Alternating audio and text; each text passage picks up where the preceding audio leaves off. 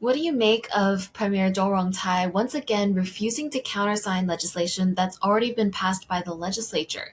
And why would he try to block this legislation that appears to answer to some of the same issues the cabinet is trying to address?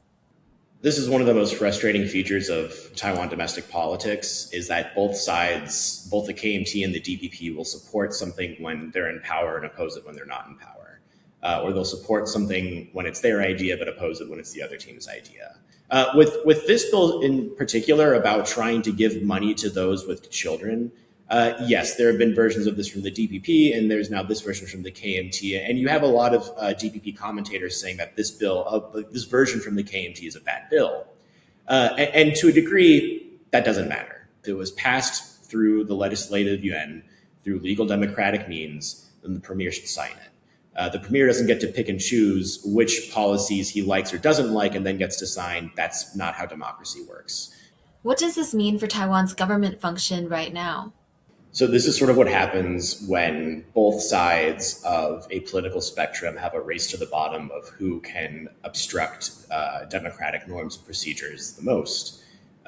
Both sides are now sort of guilty of obstruction. You have this now tradition of the Blue-White Alliance stopping any budgets from passing. And yes, they just passed the budget this last week, but that was after almost a year of waiting. And in response, you have the DPP, and specifically the premier, refusing to sign legislation that was passed by the Blue-White Alliance. And both sides will just point at the other and say, well, they were doing the anti-democratic thing first, or their anti-democratic thing is worse than our anti-democratic thing, or our anti-democratic thing is actually protecting democracy, when the reality is all this does is sort of give more to the narrative that democracy in Taiwan is chaotic or dysfunctional, and ultimately this just hurts Taiwan both domestically and internationally. A recent Economist article talked about Taiwan's political deadlock and internal threats to its democracy. What do you make of this, and who is watching Taiwan right now? Yeah, so the Economist article was great because it really put the KMT and TPP under the spotlight of why they have not passed a budget, especially when it comes to drone spending. This is something that every American politician who has come to visit Taiwan has asked over and over again, which is just how are drones not yet funded in Taiwan?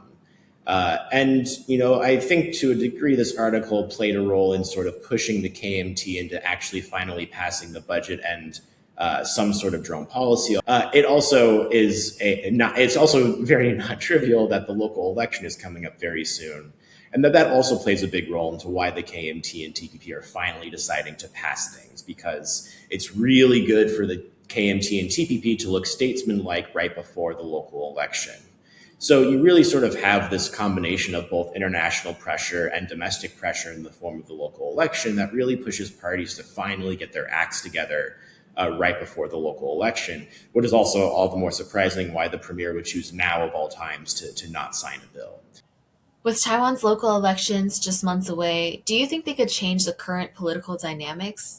I am hopeful that the local elections are an incentive for politicians to get their act together to pass something to show their constituents that they are in fact doing their jobs. Unfortunately, I don't know that that's going to be the case, as we were still seeing obstruction months just before the local elections.